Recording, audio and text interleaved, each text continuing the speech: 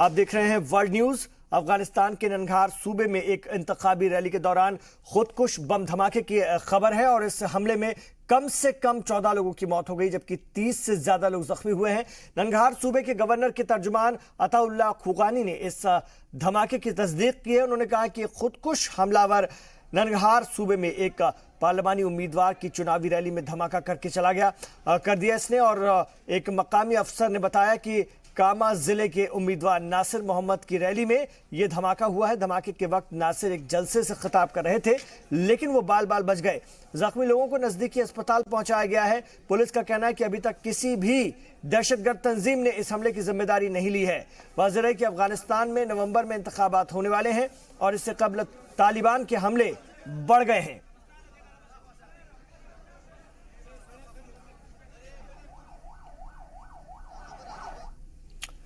अक़वाम मुत्तहिदा के इदारे बराए फ़लस्तीन मुहाजिरीन UNRWA सलामती के खदशात के पेश नज़र अपने गैर मकामी अमले को गाज़ा से निकाल रहा है और इस तंजीम की जानिब से जारी करदा एक बयान में कहा गया है कि यह इकदाम एहतियाती है और इसकी वजह किसी नाखुशगवार वाक़े से बचना है। फ़लस्तीनी मुहाजिरीन को मिलने वाली मदद बंद होने के बाद हालिया कुछ अरसे में इस आलमी इदारे के मुलाजमीन में गुस्से की एक लहर देखी गई है। वाज़ेह है कि मालियाती मसाइल और कटौती की बिना पर इस तंजीम के मुलाजमीन की जानिब से लगातार हड़तालें और एहतजाज हो रहे हैं। आपको बता दें कि अमेरिका ने इस इदारे को मिलने वाली $30 करोड़ से ज्यादा की इमदाद पर रोक लगा दी है, जिसके बाद गाजा पट्टी और मगरबी किनारे में इंसानी बहरान का खतरा पैदा हो गया है। और इस वक्त हमारे साथ डॉक्टर मोहम्मद सौराब साहब जुड़ गए हैं, मिडिल ईस्ट मामलों के एक्सपर्ट हैं, उनसे बात करेंगे। सर, अमेरिकी इमदाद बंद होने के बाद फलस्तीनी मुहाजिरीन की इमदादी एजेंसी UNRWA पर साफ असर दिख रहा है। गैर मुल्की कारकुन गाजा छोड़ रहे हैं। आखिर हजारों मुहाजिरीन का क्या होगा? देखिए, अमेरिका का यही मकसद है। जो हो रहा है वो अमेरिका और इजराइल का मिली जुली यही मकसद है कि ऐसे मटेरियल कंडीशंस, ऐसे हालात पैदा किया जाए जहां फिलिस्तीनियंस हर तरह के मज़ाहमत को बंद कर दें और वहां से जो हिजरत करना चाहते हैं बैरूनी ममालिक के लोग वो कर जाएं। तमाम इमदादी और तालीम और सेहत से जो रिलेटेड जो प्रोजेक्ट है वो बंद हो जाए, ताकि फिलिस्तीनियन उस इजराइल और अमेरिका के जो फार्मूला है, so called Middle East peace formula, उसको वो एक्सेप्ट करें। उनको मजबूर किया जा रहा है उसको एक्सेप्ट करने पर। अब ये फितरी बात है कि वही हो रहा है जो वो चाह रहे हैं, लेकिन ये अगर हो जाता है तो एक उस पूरे खिता को हमेशा के लिए तबाही में डाल देगा। लिहाजा जो तमाम दीगर जो ममालिक हैं उन पर ये अखलाकी फर्ज बनता है कि लेकिन अफसोस तो इस बात का है कि अरब ममालिक तो खुद अमेरिका और इजराइल की गोद में बैठे हुए हैं। सऊदी अरब खुद, सिर्फ एक कंट्री का नाम लेना ठीक नहीं होगा कि सऊदी अरब, ये खुद सऊदी अरबिया के साथ एक मामला ये है कि अगर वो कुछ करीब हुआ है तो फिर उसके सबसे ज्यादा माली इमदाद भी वही देता है। तो इस तरह से करके एक मनफी इमेज हम किसी एक खास ममालिक की तरफ नहीं दे सकते हैं। हाँ, ये जरूर कर सकते हैं कि इस वक्त पूरे मगरबी एशिया ऐसे हालात से दो चार है जहां फिलिस्तीनियन पे जो उनका मौकफ था फिलिस्तीन के मसले पे, वो अब उस तरह का मौकफ नहीं है। उसमें हर ममालिक शामिल है और जिस तरह से इंतसार और खलफसार को पैदा किया गया है ईरान और इजराइल और अमेरिका मिलके, इस वक्त जो कुछ हुआ खलफसार है उसमें इजराइल और अमेरिका और ईरान का मिली भगत है। एक तरह के सीक्रेट अंडरस्टैंडिंग है, एक तरह के टैसिट अंडरस्टैंडिंग है जिसके तहत ये किया जा रहा है।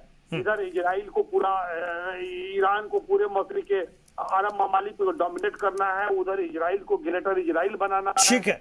दोनों के मकासद एक हो जाते हैं और दोनों के बहुत सारे स्पेस हैं जहां पर दोनों की पॉलिसी। ठीक है, बहुत शुक्रिया आपका डॉक्टर मोहम्मद सौराब साहब अपनी अहम राय रखने के लिए इस खबर पर। इधर जनूबी मशरक़ी एशियाई ममालिक की तंजीम आसियान के वज़रा ख़ारजा ने म्यांमार से मुतालबा किया है कि वो तशद्दुद के शिकार रियासत रखाइन में तफ्तीशी कमीशन को मुकम्मल रसाई दें। अक़वाम मुत्तहिदा जनरल असम्बली के अलहदा आसियान ममालिक के वज़रा ख़ारजा के एक अजलास में इस मामले पर तशवीश का इजहार किया गया। उनका कहना है कि म्यांमार हुकूमत रोहिंग्याओं की वतन वापसी के लिए जल्द से जल्द मुस्बत कदम उठाए। वाज़ेह है कि गुज़िश्ता बरस म्यांमार की सिक्योरिटी अफवाज की जानिब से रखाइन में क्रैकडाउन के बाद 7 लाख से ज्यादा रोहिंग्या मुसलमान बांग्लादेश हिजरत करने पर मजबूर हुए, जहां सरहद पर ये लोग बेहद खराब हालात में जिंदगी गुजार रहे हैं, लेकिन म्यांमार हुकूमत इसे वापस लेने के लिए तैयार नहीं है। फ्रांस ने ईरान की खुफिया एजेंसी और 2 ईरानी शहरियों के असासे मुंजमद कर दिए। इन पर जून में पेरिस में मुनक्किद एक ईरानी अपोजिशन ग्रुप की रैली पर हमले की साजिश रचने का इल्जाम है। फ्रांस के एक आला हुक्काम ने कहा कि इसमें कोई शक नहीं है कि ईरान के कुछ अनासिर इस बम प्लांट का हिस्सा थे। वाज़ेह है कि पेरिस में national council of resistance of Iran की एक मीटिंग को टारगेट करने का प्लान था, जिसमें कि अमेरिकी सदर ट्रंप के वकील गुलियानी और कई अरब लीडर शामिल हुए थे। फ्रांस ने ऐसे वक्त में ईरानी खुफिया एजेंसी पर कार्रवाई की है जब जौहरी मुआहदे पर ईरान, फ्रांस और दीगर यूरोपीय ममालिक की मदद चाहता है। इस मामले में बेल्जियम में 2 ईरानी शहरियों को गिरफ्तार भी किया गया है। और तुर्की की एक अदालत ने जिलावतन तुर्क रहनुमा फतेहुल्लाह गुलेन के भाई कुतुबुद्दीन गुलेन को 10.5 साल कैद की सजा सुनाई है। अजमेर शहर की एक अदालत ने उन्हें एक मुसल्लह दहशतगर्द तंजीम की रुकनीत के इल्जाम का सामना था। कुतुबुद्दीन गुलेन अक्टूबर 2016 से पुलिस हिरासत में थे। कुतुबुद्दीन ने अपने ऊपर लगे सारे इल्जामात को मुस्तरद किया है। फतेहुल्लाह गुलेन की जानिब से भी अपने भाई की रिहाई का मुतालबा किया गया है। आपको बता दें कि तुर्की हुकूमत ने जुलाई 2016 की नाकाम बगावत का इल्जाम फतेहुल्लाह गुलेन पर आयद किया और इस तहरीक से वाबस्ता सैकड़ों अफराद के खिलाफ कार्रवाई की गई है। फतेहुल्लाह गुलेन फिलहाल अमेरिका में पनाह गुज़ीन है। कनाडा, अमेरिका और मैक्सिको के दरमियान तय पाने वाले आजाद तिजारत का हिस्सा बन गया है। अमेरिकी सदर डोनाल्ड ट्रंप ने कहा है कि वो मैक्सिको और कनाडा के साथ नए तिजारती समझौते पर नवंबर के आखिर तक दस्तखत करेंगे। ये नया तिजारती समझौता north America free trade agreement यानी कि नाफ्टा की जगह लेगा। कई हफ्तों की खींचतान के बाद आखिरकार कनाडा और अमेरिका के दरमियान तिजारती समझौता हो गया है। इसके साथ ही कनाडा, अमेरिका और मैक्सिको के दरमियान तय पाने वाले आजाद तिजारत का हिस्सा बन गया है। अमेरिकी सदर डोनाल्ड ट्रंप ने कहा है कि वो मैक्सिको और कनाडा के साथ नए तिजारती समझौते पर नवंबर के आखिर तक दस्तखत करेंगे। व्हाइट हाउस में मीडिया से खिताब करते हुए ट्रंप ने कहा कि 25 साल पुराने नाफ्टा की जगह तीनों ममालिक ने एक नए तिजारती समझौते पर रजामंदी जाहिर की है। अमेरिका, मैक्सिको और कनाडा का ये नया समझौता USMCA कहलाएगा। That we have successfully completed negotiations on a brand new deal to terminate and replace NAFTA and the NAFTA trade agreements with an incredible new US-Mexico-Canada agreement called USMCA. It sort of just works. MCA. USMCA.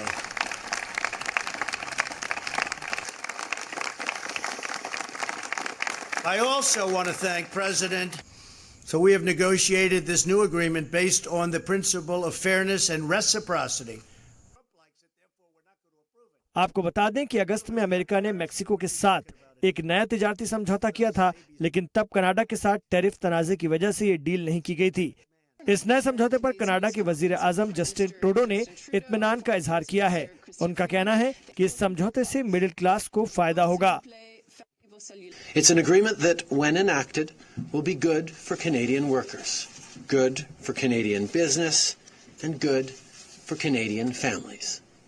It's an agreement that removes uncertainty for our manufacturers and investors and improves labor rights for all North Americans.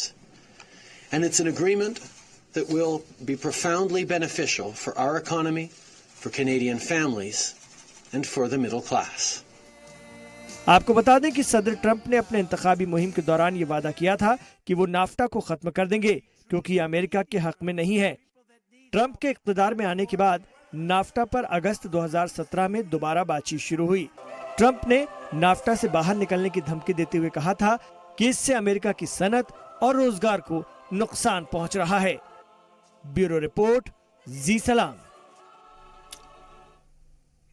वहीं अमेरिकी सदर Donald Trump ने high tariff के लिए हिंदुस्तान पर सख्त तनकीद की है। हिंदुस्तान को टैरिफ किंग बताते हुए उन्होंने कहा कि भारत उन्हें खुश करने के लिए तिजारती समझौते पर बातचीत शुरू करना चाहता है। ट्रंप ने व्हाइट हाउस में कहा कि हिंदुस्तानी हुक्काम चाहते हैं कि तिजारती समझौते को लेकर के बातचीत जल्द से जल्द पूरी हो। ट्रंप ने कहा कि वो भी चाहते हैं कि भारत फौरी तौर पर अमेरिका से बातचीत करे। ट्रंप ने अमेरिकी बाइक हार्ले डेविडसन की मिसाल देते हुए कहा कि हिंदुस्तान इस पर 100% की दर से दरामदाद टैक्स लगाता है। इस बारे में जब उन्होंने पीएम नरेंद्र मोदी से बात की तो उनका कहना था कि इससे कबल किसी अमेरिकी ने यह बात नहीं की और दरामदाद की दर कम करने का वादा किया। ट्रंप ने यह भी कहा कि हिंदुस्तान ने अमेरिका की मोटरसाइकिलों पर टैक्स की दर कम की है, लेकिन ये काफी नहीं है। इसके पहले भी ट्रंप इंतजामिया अमेरिकी मसनूआत पर हिंदुस्तान की तरफ से ज्यादा दरामदार टैक्स लगाए जाने का मुद्दा भी उठाता रहा है। India, which is the tariff king, they called us and they say, we want to start negotiations immediately. When Bob Lighthizer said, what happened?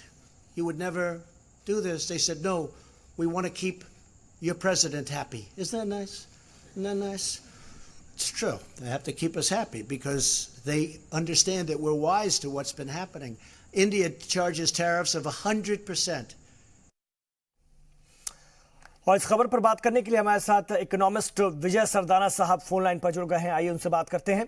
Sir, America के सदर ट्रंप ने भारत को टैरिफ किंग बताया है, आपका क्या रिएक्शन है? आखिर वो क्या कहना चाह रहे हैं? चीन, कनाडा, यूरोपीय यूनियन के बाद अब क्या भारत का नंबर है? देखिए, अगर आप अंतर्राष्ट्रीय व्यापार को समझें तो हर कंट्री अपना कमर्शियल इंटरेस्ट, इकोनॉमिक इंटरेस्ट को पुश करता है। समस्या अमेरिका के साथ ये है कि अमेरिका अपने बहुत सारे प्रोडक्ट्स को, मेनली एग्रीकल्चर प्रोडक्ट्स को, बहुत सारी सब्सिडी देता है जो आर्टिफिशियली अपने प्राइसेस को लो करते हैं जी। उसी की तरफ इंडिया में जो चीज प्रोड्यूस होती है, भारत सरकार अगर अपने किसानों के हक में उस पर टैरिफ लगाती है तो कोई गलत नहीं है। समस्या अब ये है कि क्या भारत सरकार अमेरिका को जो सब्सिडी देता है अमेरिका अपने किसानों को, क्या वो सब्सिडी कम करने के लिए सहमत कर पाएगा? बार्गेनिंग पॉइंट जो WTO में चलता रहा है पिछले 8-10 साल में, वो यही रहा है कि दुनिया का हर देश कहता है, क्योंकि देखिए आप समझिए, भारत जो है वो दुनिया का सबसे बड़ा बाजार है, सबकी निगाहें लगी हुई हैं। जब से अमेरिका और चाइना में टैरिफ वॉर शुरू हुआ है, सबकी निगाहें किसी तरह से भारत में घुसने। लेकिन सर क्या इसे ट्रंप की धमकी माना जाए? अगर ऐसा है तो इंडियन इकोनॉमी को कितना बड़ा धक्का लगने वाला है? निश्चित रूप से ये ट्रंप की धमकी है, क्योंकि ट्रंप साहब का काम करने का तरीका यही है कि आप या तो मेरी सुनो, नहीं तो मैं आपके खिलाफ कार्रवाई करूंगा। और वो प्योर बिजनेसमैन है, उनको डिप्लोमेसी और पॉलिटिक्स से कोई लेना देना नहीं है, वो हार्डकोर बिजनेसमैन है।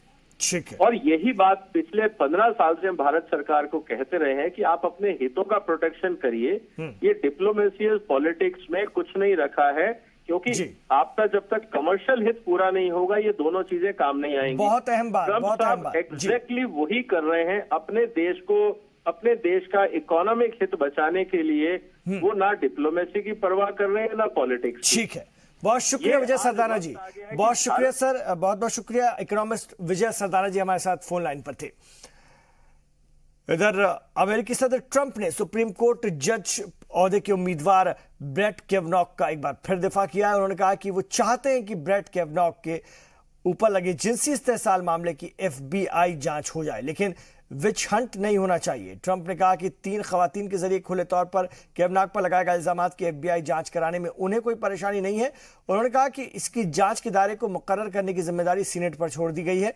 ट्रंप ने कहा कि FBI जांच जल्द खत्म हो, क्योंकि कैवनॉग और उनके अहल खाना के लिए बहुत मुश्किल घड़ी है। वाज़ेह है कि FBI जांच इसी जुमे को पूरी होने वाली है। FBI सीनेटरों और व्हाइट हाउस को इस मामले से जुड़ी जानकारी मुहैया कराएगा।